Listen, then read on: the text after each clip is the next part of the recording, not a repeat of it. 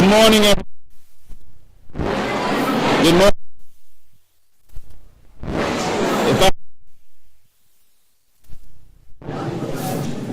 It's like a classroom in here. Good morning, everyone. Thank you for coming out this morning. We appreciate your time. We won't take too much of your time this morning, but we did want to yield to the fact that we didn't have our kickoff like we normally have in September. We wanted to bring everyone here for just and talk to you about some of the things.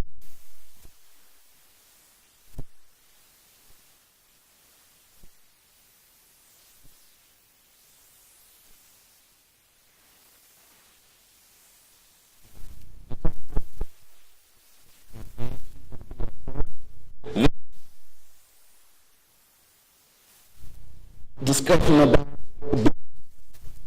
Ms. Belinda Cooley is going to talk a little bit more about that. There are changes and updates to certain sections of our web page, and Bill Simpson and his team are here to talk a little bit more about that. We have a couple of State Department of Education apparel announcements to make, and we'll talk a little bit about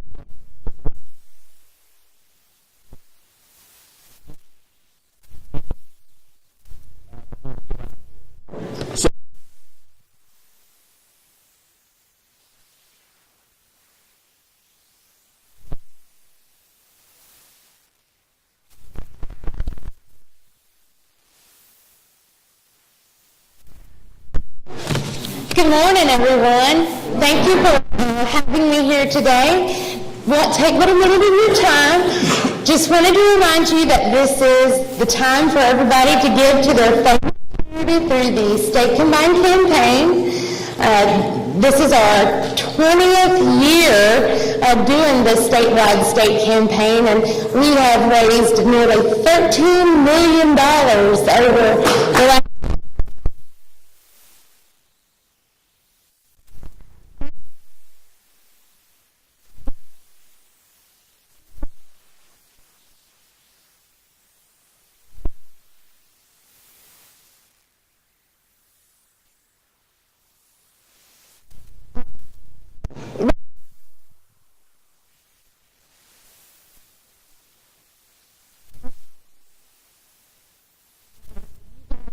50%.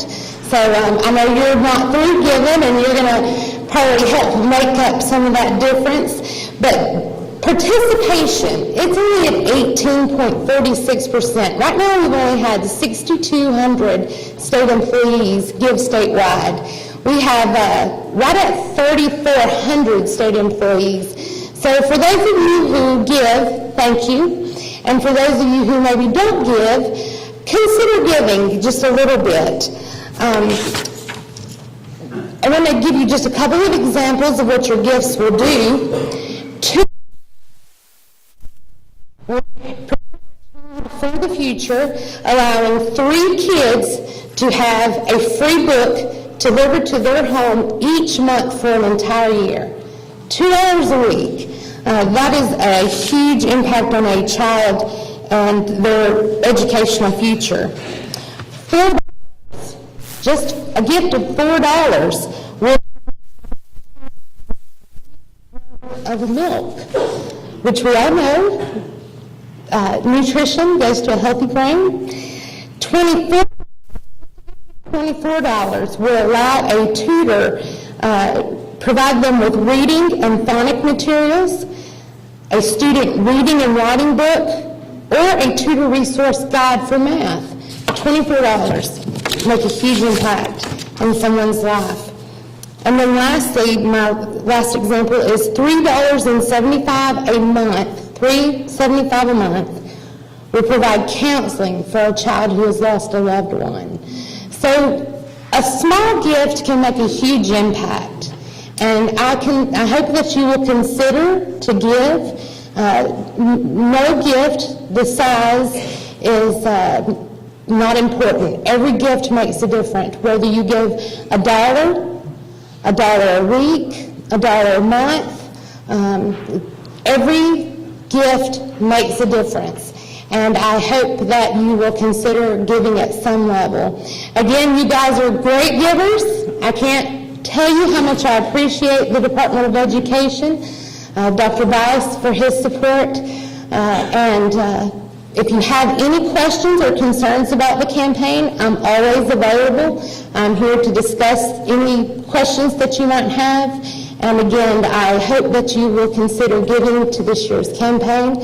I think we'll meet our statewide goal, but our real goal is to increase participation. So please consider giving, and thank you, and I hope you have a great day.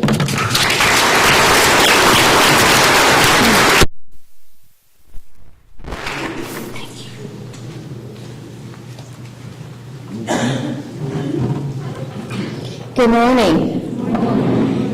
As Michael mentioned, that I'm here to talk about security today, but before I do that, I did want to take just a minute, as we all hopefully enjoyed our day off yesterday and in observance of Veterans Day. For those people who have served in the military, would you please take a moment to stand, and we'd like to honor you today for your service that you've given through the years.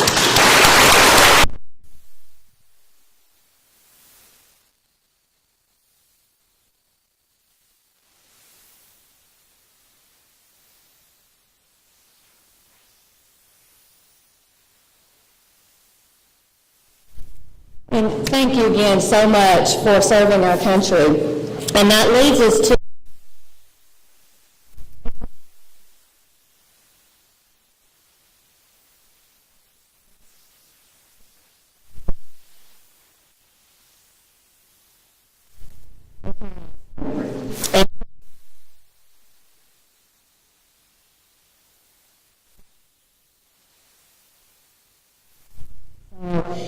we're going to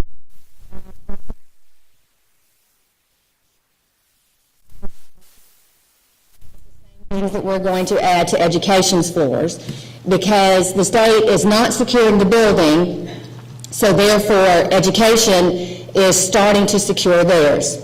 And as we work through this, you know there will be trials, there will be issues that come up, even though we have tried to think of every scenario possible of how to accommodate. We know something will happen, and if it does, please give me or my office a call, and we'll address the issue as quickly as possible.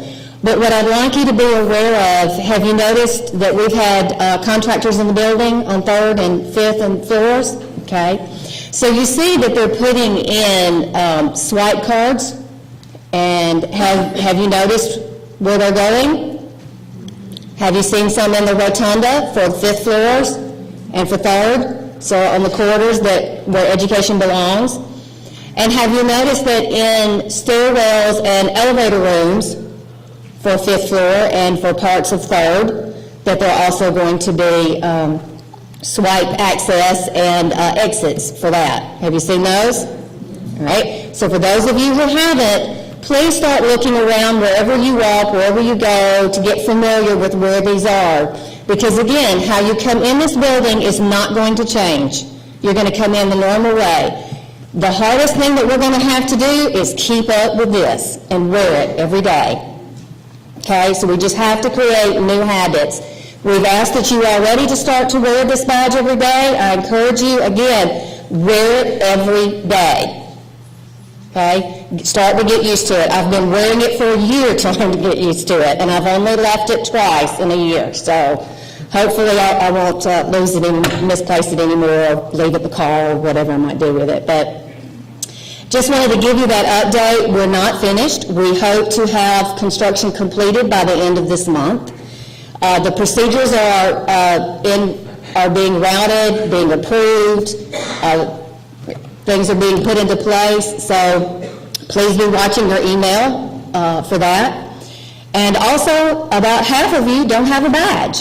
So if you have the blue badge, that badge, everybody, no matter what, you're going to be turning that badge into HR. For those of you who already have access to the building, then you're not going to have to go get a new badge made. We're just going to add that coding. There's no reason to send 200 and something of you that already have a badge. There's no reason to add the cost. We're just going to add that coding that you need to that. So that'll be done. I will send out an email for those of you who, according to my records, will need a badge.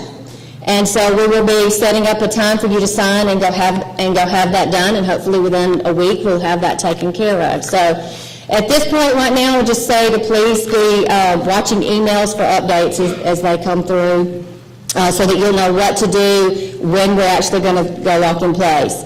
But in the meantime, we want you to start being aware of your surroundings, aware of your situation. There's training to come in the future that with Run, Hide, Fight, which is one of the reasons why I have Chico Mercado here today with Aaliyah, who I'm giving most of my time to this morning, for him to kind of to tell you about awareness and talk about active shooter and things that are to come, and how we can try to make this place as safe. It is up to you how safe this place is. It's up to each and every one of us to watch what goes on and to help, and so that we can be as secure as possible. So with that, I'm going to turn it over to Chico. And so you've got about 15 minutes. Too much time I need anyways. How's everybody doing this morning? All right. No, I'm not the guy that wrote your ticket, so that's not where you know me from. That's a joke. Come on, people. Like Linda said, and that's what my job is, to still do all the Homeland Security duties for the state. Hey man, how you doing? See you in a while. See, I recognize faces every now and then. I have to stop. It's my ADD working on me.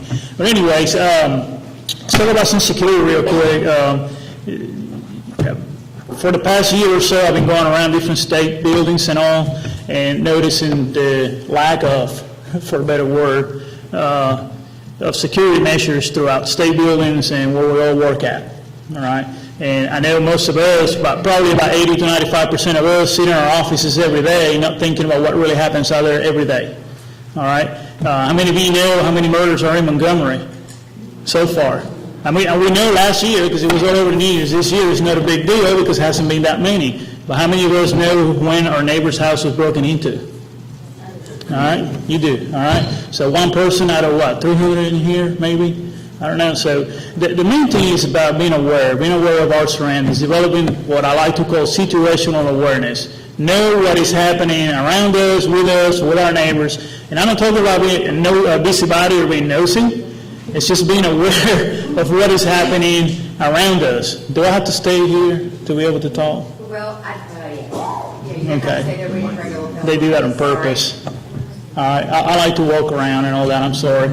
But anyways, so going around this past year doing security assessments and studies to our different state buildings, we got to you guys, and Linda and Tom, of course, gave us a call, and here we are, and we have started to notice some deficiencies, not only here but many other buildings. But let's concentrate about this building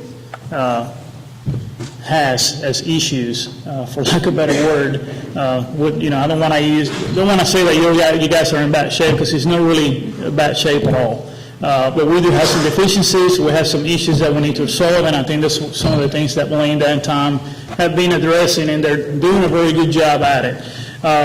One thing I want to tell you guys, and I know many of you are going to be concerned about the badging process. All right. Many of us immediately is going to start thinking, they're going to know how late I am every day, or am I 5 minutes late, or whatever. I'm going to tell you this right now. Badging systems are not for that. They cannot really be used for that. All right. So don't be afraid of having to wear a badge and carrying a badge every day. That's for your protection. That's the only way we can know who's supposed to be in this building. Can they be counterfeited? Sure they can be. Anything can be counterfeited. They can come up with a brand new $100 bill today. By noon today, somebody will have already counterfeited that $100 bill. So counterfeiting is not an issue for us. I don't think nobody's going to be counterfeiting cars just to get into this building. And plus, you still have to be able to program it into the system to be able to access the building and access different locations throughout. So that's another thing we don't really have to worry about. So don't be afraid, don't be concerned about these badges. They're for your benefit, they're for your safety and your security. But going back to being aware of our surroundings, we, and I'm talking about we as law enforcement from that law enforcement first responder perspective, we need people like you and people sitting next to you, behind you, in front of you, to be able to report things, because we can't be everywhere every time. We're not your little pocket policeman that you can just take out of your pocket, put it on the floor, and at water, poof, policeman on the spot. We're not that kind of people. We cannot be beamed up like Scotty beamed up everybody either. It's impossible. It takes time for police to respond, whatever it is that they got to go to. Typical response time, 5 minutes. Typical. All right? Now, we're in Montgomery, right here downtown. We got so many police officers around. We got so many agencies around there. But I'm telling you right now, I come into this building, I'm going to get lost. So, that 5 minutes. So, really bring to you, in front and behind you, to be able to report and give us the information, the intelligence that we need to be able to come and help and provide the assistance that we need to provide. With that said, we have a little campaign called See Something, Save Something. Next time you're at the gas station, gassing up your car, and you see a little flyer that says See Something, Save Something, it has the Homeland Security seal as well as the LEA seal on it, that's us, encouraging everybody to report crime. Report any type of suspicious activity. If you see somebody in the building that you know does not belong in the building, report it. You know what? It might be the weird co-worker that you have in the office that you happen to recognize this day, but you'd rather report that suspicious activity than turn around and something happened that costs the life of you or your co-workers. I know every one of you here either have a wife, or husband, a girlfriend, or a boyfriend, a dog, or a cat, a person you want to go home to. God knows. So I want every single one of you to be able to do that every afternoon when you get out of work. Be able to go home to your loved ones and do whatever it is that you want to do at home, because that is your right. It's your right to be able to come and work and make a living, and be able to go home and be safe here, so you can make it home safe as well. And that's our main purpose of what we're here and what we're trying to do, trying to assess some of the security risks and issues that you have, so we can address them and we can make it better for you. We have a lot of training coming up. I'm working with Melinda and Tom when it comes to prevention and security. I know some of you have heard of the Run High Five program. How many of you have attended a Run High Five session? Just a few? All right. The rest of you haven't? Man, you're missing a really good treat, all right? Not because I'm created the program or I'm the one that does it for the most part. It's a really good program. We're about to start setting up some sessions for everybody in the Department of Education to go through the training. We're going to steal about an hour and a half of your time whenever we do it, but I promise you I will not bore you. The program is basically designed to provide you the necessary information and the necessary tools to help you survive an active shooter situation. And for that matter, not just an active shooter situation, but any situation whatsoever that you find yourself that we will consider a substantially dramatic situation or a situation that can cost your life. So those are coming, those are in the plans. I already given Belinda a bunch of different dates, and she's shooting back at me, and we're going back and forth, fighting like cats right now on dates and times and all that. But we're going to make it happen. When we started Run High Five last year, we started just as a simple little program. It has grown like wildfire. Thus far, we have done probably about 150 sessions of Run High Five throughout the state. We're hitting all the DHR buildings. We have just about hit all the downtown buildings or government agencies. We are going to different school districts throughout the state. Private entities is mainly a private sector type outreach program that we have. So you guys are next in line. I don't see why anybody would want to come and do any harm to anybody at the Department of Education.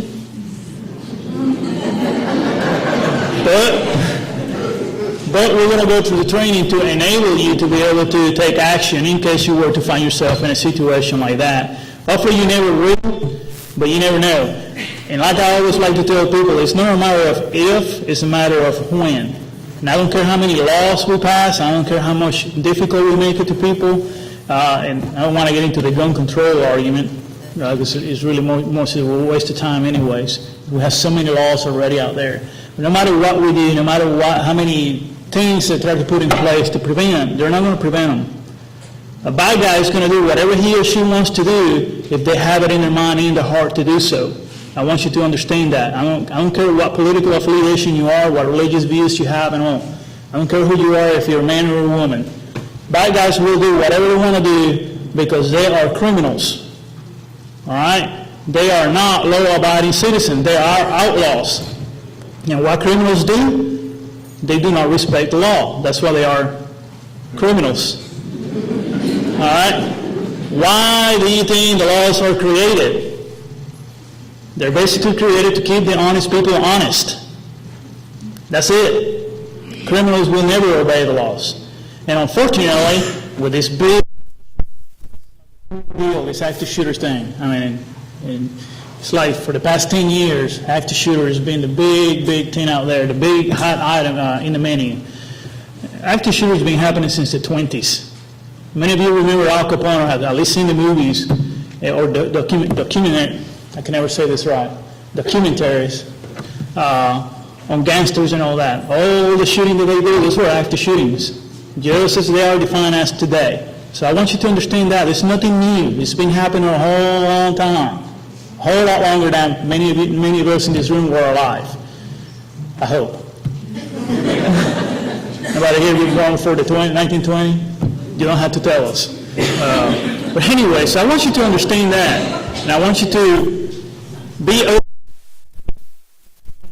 and accept and receive some of the information that Tom and Melinda are going to be passing to you guys, because it's not to call out anybody, it's not to make it difficult to you and every day when you come to work and all that, it's to keep you safe. I want you to be safe because it makes me better, it makes me look good when nobody gets hurt, because, you know, if something happens, they're going to ask me, what, you didn't take care of this? So I want to look good. The only way I'm going to look good is by you guys looking good. So I depend on you guys, depend on people like Belinda, depend on people like Tom. They are the driving force. So when they start throwing all these things at you guys, please don't be mad at them. Don't start fighting it. I know change is always the one thing that we all hate. All right? But change is usually for the good. I mean, we do have some bad change. We can't help that. But the change that these guys are bringing to you is good change. It's good change that is going to be for your benefit, to the benefit of your loved ones. All right? We're going to keep you safe, and that's all we want to do. So we're coming with some good training. Well, hopefully you guys will enjoy it. And if y'all have any questions, you can always ask Belinda or Tom, or get a hold of me. I'm very easy to be found, unless you're Belinda. She always have a problem finding me. But we're available. We have, if you have any questions regarding safety, security, prevention, we're here. We'll be more than glad to answer any questions that you might have. If we don't have the answer, we're just going to lie to you anyways. So it doesn't really matter. Man, you guys are a tough crowd this morning. It's because it's Wednesday after a holiday. All right. Does anybody have anything to bring up to the table right now before I leave? Well, I'm going to hang out anyways. No? All right, guys. Well, appreciate it.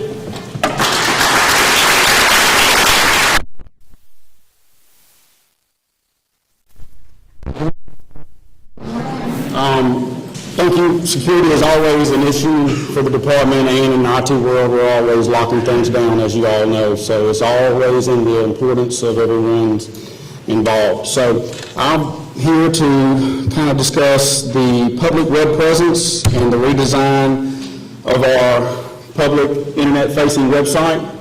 Here is our current organizational chart, just to kind of give you an idea of where we're at and what we've done so far. The Division of Teaching and Learning, that is the division that we're currently working in. The Office of Student Learning, and every section within the Office of Student Learning has been completed. So they are done. The Office of Learning Support, they are probably about 80 to 90% done. There's a couple of sections in there that we're still dealing with. The Office of Teaching and Leading, we're very, very close and spinning a lot of these sites out very fast. So a lot of things are going to happen all at the same time. We are also currently working in the Research and Information and Data Services area, research and development in particular. So these are the two divisions that we are finishing up currently. And then, of course, it will be policy and budget. Know this, that when we knock on your door, when we come see you, that it's time to go to work. that we're going to be meeting, and we're going to be meeting early and often. So what we ask right now, before we get to your section, that you go ahead and look at your content that you have out on the website. I can tell you the sections that we get to that they say there's a lot of old stuff out there. Why is that there? They start asking questions amongst themselves about their current site. So please, please, please, if you can do as much as you can before we start knocking on your door with your content, things will move a lot faster. We will have to meet a lot less. So, our ultimate goal is to really have most of this, if not the entire website, completed by the end of this summer. Knowing that as we work with each individual section, we are at your mercy, at your time frame. So please, when we knock on your door, have those people in the room, 2 to 3, that can really help us kick this thing off and wrap it up as quickly as possible. We understand that you have work schedules already. Everyone already has a full-time job. We will work around your schedule, but we've got to get it done. Okay? So that's the public presence. That's where we're at. That's what we're working on. And to talk a little bit about the internal communications of our internet or intranet presence. Words. Thank you.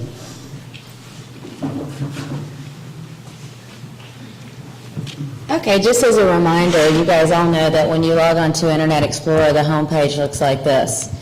And so this is the department SharePoint intranet site. You can call it whatever, the department site, variation of names.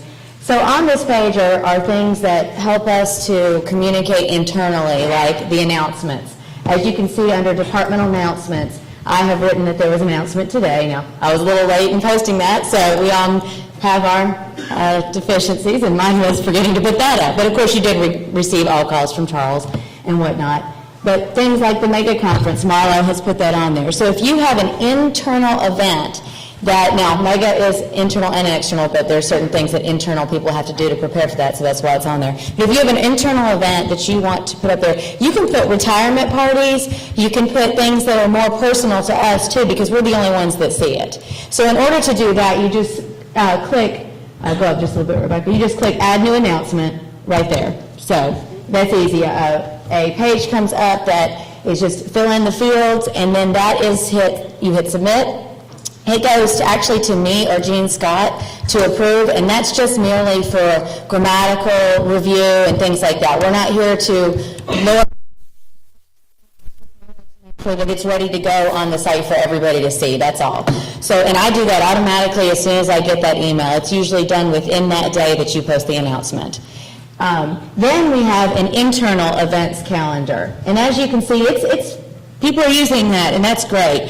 So that's also anything that you might put as an announcement, you might want to put on the internal calendar as well, and that's for SDE only events. So say again that we have, a retirement party for someone, and we want to post it on there. Or if we're having a CCRS implementation meeting in the building, or, that involves a large amount of SDE staff, they may want to put that on there. So there's been some confusion between internal and external calendar, and I'll get to external calendar in just a second. But internal calendar is specifically for SDE staff only. If it does involve some LEA people, it's not the end of the world if it goes on there, but just to be clear, that's what it's intended for. So to add an internal event calendar entry, you would either click into the calendar and go to items and do new item. You can also, and then you type in the field again, that submittal comes to me or Jean Scott, and we just click approve. No big deal. We're just doing it, like I said, just for one person review before it goes live on the site, and then you can close that out. And then also, you can also go up just a little bit. You can also add internal event by hitting new item right there on the right. So where it says current events, same difference. So 2 places to go. So then, say you want to make an external calendar event that will show up on the WW site, on our main site. Just click to it real quick. There is an area right here on the top right, calendar. And you can see that's where people, the public, LEAs, other interested stakeholders will see external events. In order to post an external event, this is a little bit more complicated. You would go to Web Management. Now, we may alter this as time goes on, but right now, this is where you go. External Events Calendar. you will have to log in, which I guess because we're going through the external, so we'll log in real quick, but you will have to, if you're not on your computer, you can do this from home. You can do this outside of the building. The address for spintranet.alsde.edu, just that base address, you can go to at home. It will ask you for your credentials, and you can do anything that I just talked about from outside of the building. So you do not have to be in the building to do any of those things I just talked about, announcements, internal calendar, or external calendar. So then you will add in your external event entry, hit approve, again, goes to me and Jean, just for a grammatical review, and then it will post to the department www page that everybody in the world sees. What external calendar entry is that it now fills in the up and coming area. So that's, and you can see that on the right. That's on our main homepage, and before, people were having to, we were having to do an up and coming request and an external event calendar request. Well, so that was, the up and comings weren't getting filled in as much as they could be. So now it just links straight to it and it fills it in there. So when you do an external event for SDE staff to see, LEA personnel to see, or the public stakeholders to see, then it shows up right there. And that's really good for transparency. It also shows the work we do to the public, because people may say, we get a lot of criticisms that we get called into the communication section. Well, you guys aren't doing stuff with the LEAs. You're not doing professional development. You're not training people on Common Core enough. You're not doing this. Well, yes, we are. And this shows this, that we are working really hard. The up and coming, that's pretty cool now that fills in from that. One thing that IS is looking to do is when you post a calendar entry, you'll be able to click external or internal. So you will not have to make double calendar entries if you have something that applies to both. So that's in process. We'll notify you when that occurs. One last thing that we wanted to mention, and this is being finalized, is the fact that your S Drive Everyone templates folder will be going away ASAP. So say that you want to get a logo to use on your PowerPoint publication, or you need something that is of a visual graphic nature. So you will go to templates right here at the top on this intranet page that we're now all familiar with again, and there you go, section logos, and then all variations of ALSDE logos, also forms. We're making sure that travel forms are updated on there correctly. Charles and Rebecca have been filling in things to make sure they're updated. It's a work in progress. We're constantly adding stuff to that, making sure it's all new information. But that is where you go to if you need a logo for your section, or the SDE logo, or many other things. So just go to there from now on. The S Drive Everyone templates folder will be deleted soon. So one last thing, actually, is that on the Spintranet page, go back to the main page, under section work sites, you will find work sites where sections do their work. Communication is one. We were the first one. Mm-hmm. And we have on our site many things. Oh, wait. No, I got our info page, actually. I'm sorry. Yeah. Why is that not linked to? Go back to the homepage. Yeah, go to the Spintranet page. Sorry, we clicked on the wrong one. That's the one where I actually do section information. I apologize. Not section work sites. Section work sites is where internally the communication section does our work, which is not private or anything, but it's just for our internal work. On this page, under section information from the Spintranet page, you will see all the forms that you need to do things. If you want to check out a laptop, click equipment checkout. If you want to have a graphics request for Charles, please go to that. If you want to share information about wonderful stuff that's happening in your section that you want to be in AEN, or you want to be on our social media pages, please click the share it form and submit. You can also, on your email, type share it at alsde.edu and send us an email of cool stuff that's happening. We have several people in our section, but we don't have enough to go around to all of your sections every day to find out the cool stuff that's happening. We want to publicize your information and show the world what you're doing to help students in Alabama, but we want you to please share it with us. So if you go to this Venturenet page, section information, and click our site, you will see those things. And even a DVD duplication request, that doesn't happen very much anymore, but if you need it, please. If you want Darren to videotape a special event that's happening, a training, whatever, please go to that. You'll find also the logos, which you also find on the templates, and other things that are related to communication needs.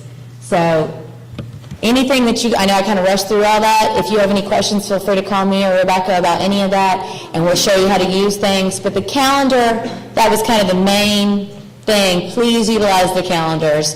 And also, you know, when I see the calendar entry come to me, I say, oh, okay, they're doing that. That's cool. I'll write about it. So it's a notification in many ways to help us publicize all the great things that we're doing here at the department that a lot of people don't know about.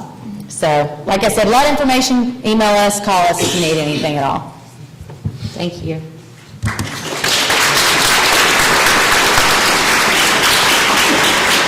Y'all got all that, right? Down pat. Next, we want to talk to you briefly about the State Department of Education apparel changes that I was talking about a second ago. There have been several people over the months and years who have contacted the communications office with the desire to have some type of shirt or some type of identification that we can wear that will identify us as State Department of Education employees. One individual, Ms. Tara Jackson, is she in here? Is Tara in here? Hey, I was going to ask you to stand, but you're against the wall. She's in the wall, against the wall on the back. Raise your hand again, Tara. Tara has, and other people as well, have been great about tapping us on the shoulder and saying, hey, it would be wonderful if we had shirts that we could wear on casual Fridays or at times when we're out of the building and we want to identify ourselves as State Department of Education workers, other than our handy-dandy badge that we will all remember to wear every day of our lives, right? Wear it on the weekends, you'll just get used to it. But I am fortunate enough to have two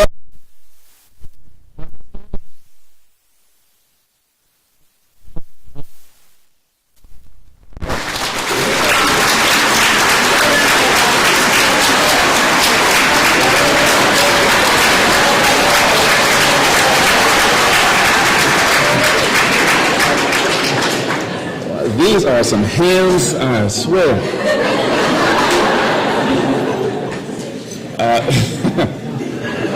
So, I don't have mine yet.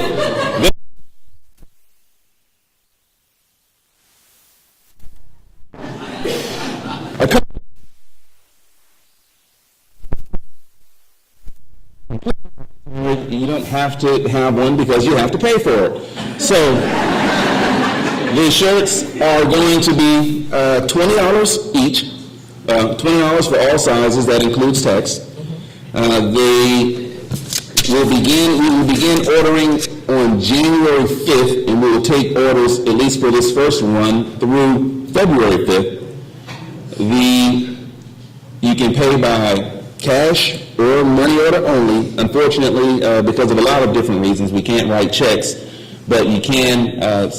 Did we bring cash to? No, we set up a meeting. Okay. And we'll bring the money to the committee. Fantastic. She said we're going to set up a room and we'll have a meeting when people bring their money by, and that money will go to a committee, and everyone will have their shirts. We'll have sample shirts where people can see what size would be most appropriate for them. Of course, blue and or white. Wear either again on Fridays. Casual Fridays only, or when you want to identify yourself as a State Department of Education employee outside of the building. First order is being taken January 5th. How do the shirts look to you guys?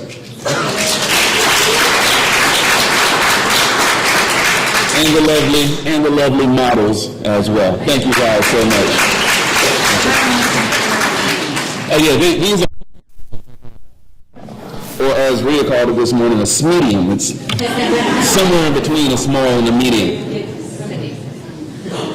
Okay, well, before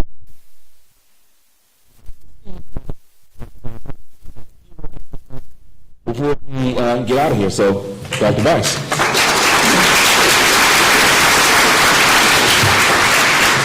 To be perfect about the S drive, I didn't know I had one, and now you're taking it away.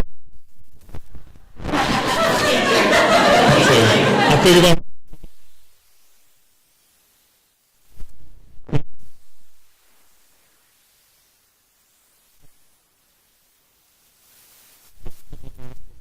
Appreciate the work you do, and your safety is important to us. We're grateful that we're at a place in life where we have to think about those sorts of things, but we are.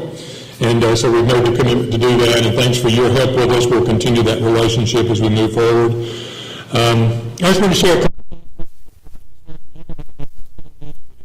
that this year for a variety of reasons, but 3 years ago, I asked you to join me in a journey of transformation of what we wanted public education to look like in the future, transformation of what the State Department of Education might look like if we changed our approach to how we worked with local school systems. We use the word, you have to be nimble to be able to do that work. We've asked people to change and move in different directions, but I want to thank you for your willingness to stay the course, to be willing to live through some of the changes we've asked you to live through. It is a journey, but I'm very pleased to say that at this point, most of the major transformational changes have been made that we're going to see across the state. Our big challenge now is to stay the course and to see these things through and to refine the work that we've already put in place to see it through. And let me just share with you a couple of things that many of you who are new to the department may or may not be aware of. We did away with the concept of adequate yearly progress and decided that every child needs to be college and career ready. We made our minds up as a state board that having kids graduate from high school and going to 2 or 4 year colleges or workforce training programs and having to take remedial courses was not acceptable. We challenged our local school systems to get more kids graduated from high school. And 3 years later, I'm very pleased to say that we've moved from 72% graduation rate to 80% graduation rate. Our new one will be coming out in January, and it will be 80-something. So we've shown another year of improvement.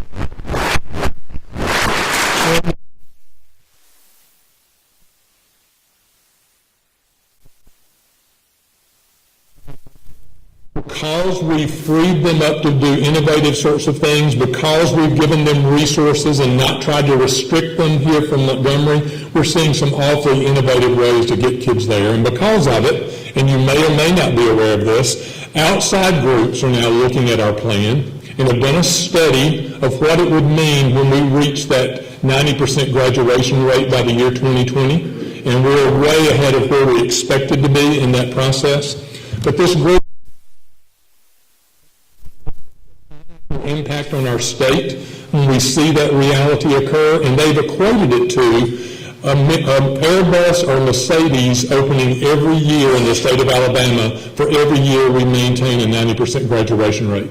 Guys, that is a phenomenal impact that nobody's ever realized about how impactful that graduation rate increase can be. So I just thank you. I thank you for that. At the same time, which you probably are not aware of, one of our other measures of success is as we get more kids graduated, we want to see the percent of kids going into remedial education in 2-year and 4-year colleges decrease. We, for the first time, have now begun to see the trend moving in that direction as well. More kids graduating, less students in remedial education, even at a time where we still haven't gotten that definition the same across the state. So another major impact.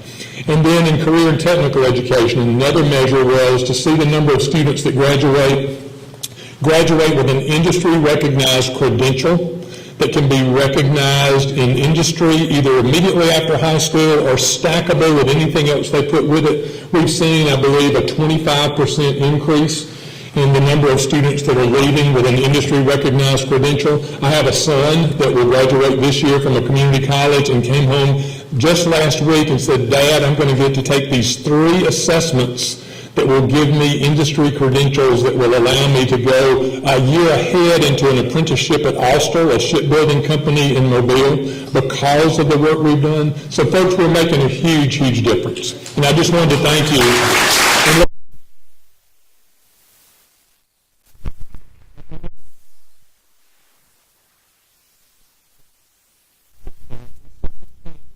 And our expectations for our students. We've heard it referred to as the Common Core. We refer to it as the Alabama College of Career Ready Standards. Some people refer to it to things I won't mention. But the bottom line is, and I don't say this in jest, it is a political discussion, not an academic discussion.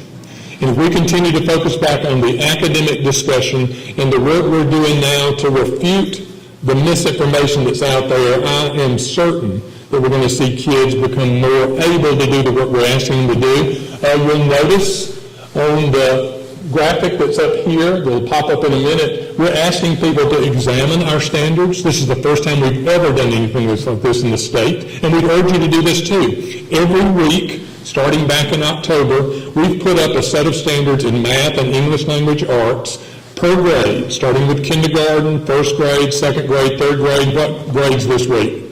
We're in 5th grade this week, and we put it out there so anybody in the state of Alabama or outside the state of Alabama can log into that website, review the standards, not the rhetoric around the standards, but review the standards and give their input as to whether they think it's a good thing, a bad thing, in the right place, wrong grade. It does ask them to give their basis for their idea, which is a real shift, because anybody can have an idea without a basis. So it does ask that, and we're going to take that very seriously and come back in and look at those responses and see places where we may need to make some improvements in what we're doing, which again will give us the backing when the political discussion comes up, when the legislature comes back in, that we did something hardly any other state has done, is we've laid it out there in total transparency to garner input from anybody who wants to have a say in this. So real excited about where that's headed.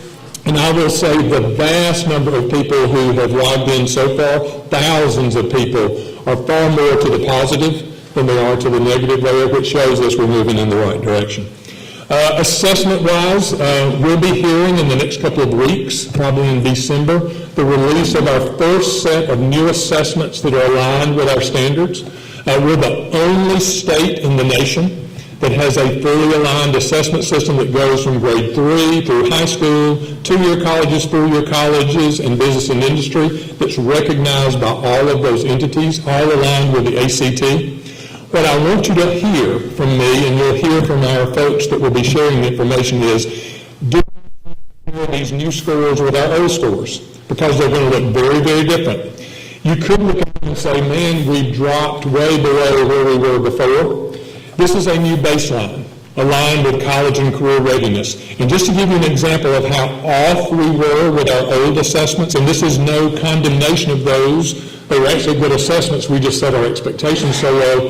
On our Alabama reading and math test, our proficiency score on our old test we used to give in reading and math was the below basic score on NAEP that gets reported nationally. So no wonder our 8th graders are one of the lowest in the nation, because we were telling them they were proficient at the state level, that they're way below even the below basic level of NAEP. Our new assessments are aligned with those expectations, and when you see the results, you'll see how closely they're aligned with the NAEP results, which again tells us where we are. Doesn't mean a good, bad, right, or wrong, but gives us a new opportunity to move kids in a new direction. So they're more prepared, so we don't end up with 34% of them enrolled in remedial education in college, which is what our old system led us to. So we're excited about that. And accountability. We hear about accountability all the time, but accountability only matters if we're accountable for the right things, and one test score in the spring does not accountability make. So Melinda and her team are building a whole new accountability system that will have multiple measures within it, because one of the things we really do want to do is identify those schools that aren't serving children well, and we do have a few. Not the vast majority. The vast majority are doing great work. We just need to turn them loose and let them be innovative and create great opportunities for kids. But we haven't been able to truly identify our lower performing schools.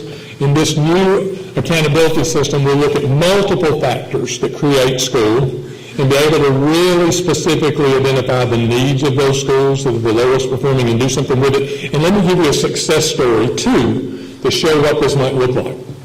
One of the things that we've not done a lot of at the state level is when a school system truly is underperforming and not serving kids, that the state board and the State Department step in and take over those school systems.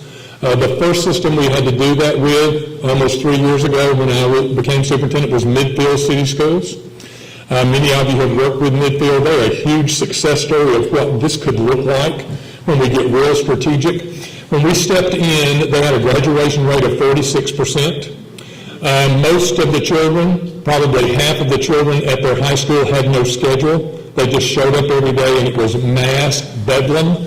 Half their faculty, literally, were not coming to work each day because they were afraid to, so the building was filled with some substitutes, but not enough. They had police in every hallway of the school. It was nowhere I would ask anybody in this building to go to. All because some adults had allowed this to become the norm in their system. We took over the school system, fired the superintendent, the CFO, the high school principal, the middle school principal, half the faculty, got them out of the way. I could go through list after list of the things that had to occur in that intervention. 2 years later, they have an 80% graduation rate. They have engaging, relevant instruction going on in their classrooms. I'd invite anybody to go there. Is it perfect? No. But it's so much better. But the interesting thing, and the reason I share that story, and I've shared it every chance I get, is the children that are seniors at Midfield High School this year are the same children that were sophomores at Midfield High School 2 years ago who were totally out of control. The children haven't changed. The grown folks did, and the expectations did, and that's what you get when you get real strategic and get the crazy grown folks that have created this problem out of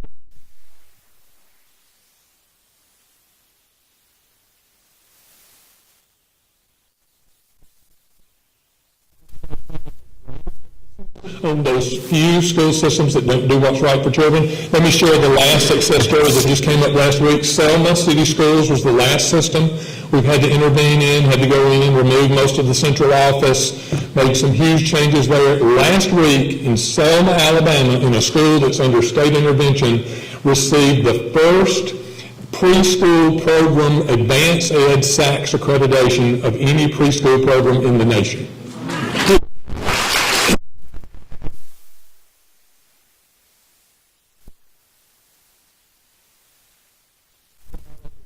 One school with one administrator and a focus. That's what can happen, folks, when we do this work right.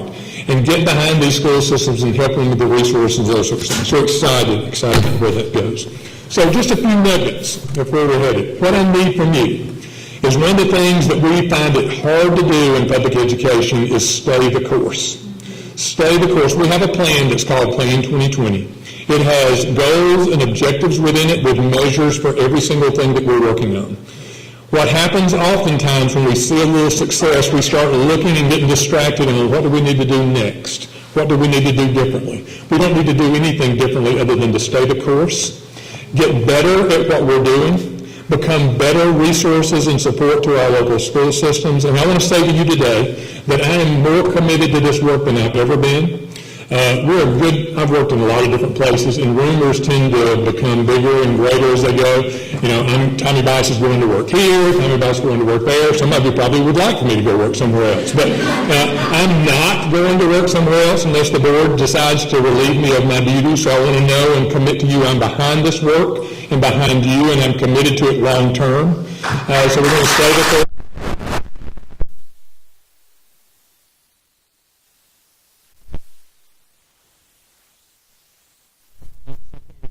My plan today was to share with you some changes in some administrative positions here at the department.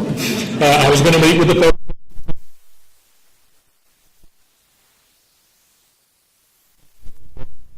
A miraculous thing occurred. Something got leaked to the media ahead of time, so I'm playing here.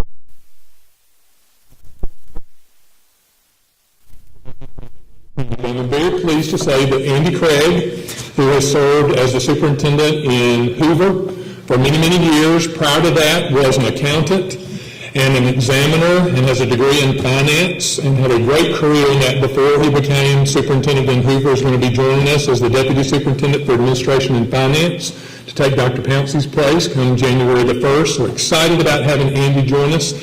Some people will say, there's been a lot of controversy in Hoover recently that he's had to deal with. That's exactly what I was looking for, is somebody who hasn't just had this smooth sailing. I need somebody who has faced controversy, people who've dealt with difficult situations and has weathered the storm, so that's exactly why I asked and offered him the position. Dr. Johnson left, we have not filled his position. Out of respect for him, I told him that until he came back into this building one more time and I got to see him, I wasn't going to go there. Well, he came recently, and we had a conversation. It was wonderful to see him, for those of you who got to see him, and I have his blessing. So I've asked Jeff Langham, who's the superintendent in Elmore City Schools, to join us as the assistant superintendent for external and governmental affairs to work.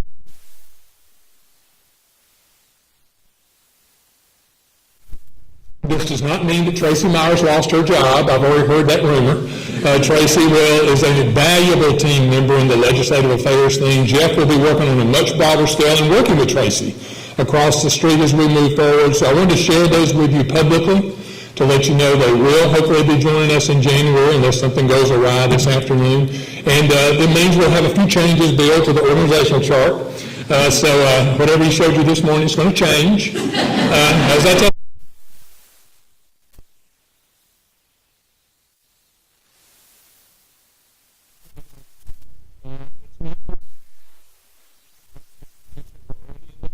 had not been filled. So we're not creating new, we're just putting some people in place that need to be there. There's been some confusion, some unrest in the department, and I take total credit for that because people haven't really known exactly who's going to be doing what. We're now going to have all that in place, very clearly articulated how this is going to work forward. I apologize, but I took my time because I wanted to find the right people. And until I found the right match, I wanted to make sure that I did that very astutely. So forgive me for the time it took to do that, but I wanted to get the right people on the bus. So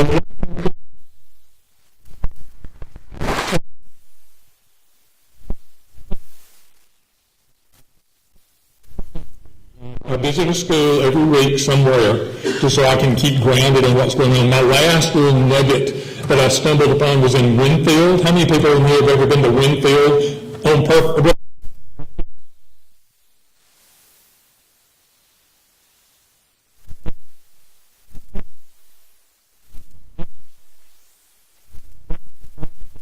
Profound learning environments I have been in years. One of the most engaging elementary schools I've been in. The middle school was knocking it out the roof. Their high school was recognized as a blue ribbon school at the national level. Good gracious, people. If you want to see instruction in action, go to Winfield City Schools. It was unbelievable. But the last other one that I wanted to share with you is, and I may have shared it with some of you, but I know I haven't with all of you, was the school I visited last before school was out in May, at Caslin Elementary School in rural Mobile County. I went there unannounced. They showed me to a fifth grade classroom. I stayed there all morning. I walked in, and let me describe Caslin Elementary School. It's in rural Mobile County, about 90% poverty, about as close to Mississippi as you could get to Mississippi without going to Mississippi. It's kind of like Sarah Palin said about Russia. You can actually see Mississippi.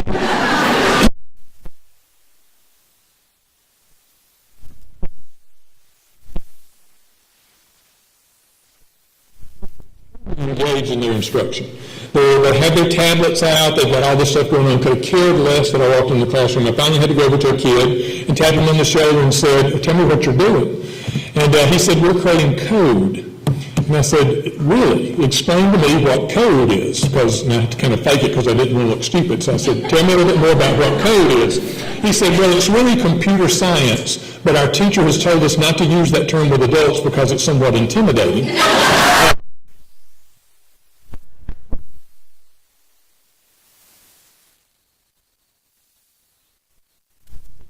So tell me a little bit more about what are you going to do with this code? And I noticed on their tables in their classroom, they had these little things that they referred to as robots. And they said they had partnered with their community college and with business and industry, and they'd come in and work with their teacher to build these 8 little robots.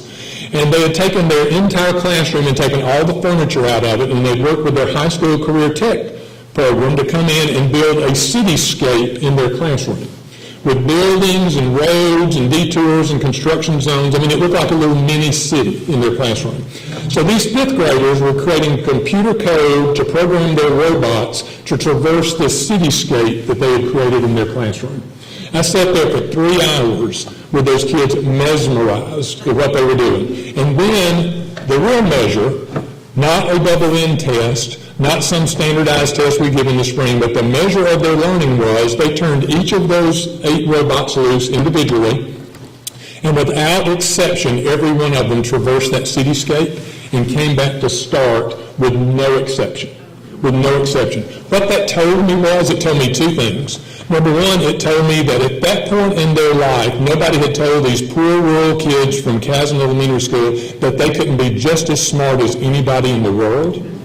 That if the adults in the equation hold those expectations to them and give them the support they need to do this work, the sky's the limit for our children, because they have every demographic not to do that level of work, but they didn't know any better. But the most profound learning came from the teacher, and this is the message to you as State Department employees as you go out. That teacher said, Dr. Bice, I didn't know how to do this. I didn't know how to teach this, but I was willing to be vulnerable enough with my children to admit that, but also not willing to let what I didn't know hold them back from what I knew they could know.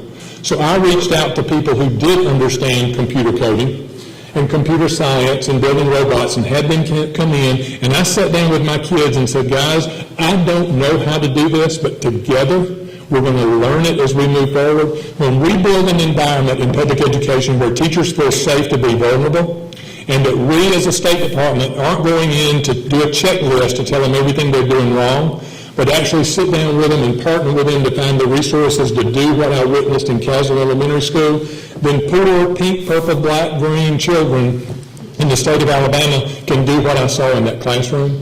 That's my passion as we move forward, is how do we create a policy environment where people feel safe to problem solve and create and make mistakes, and our role becomes one of support in that effort, regardless of our comfortableness of being able to do that. I didn't know how to do anything those kids ended up being able to do. But I sure came back and figured out how you find the resources to do it based on what that teacher said.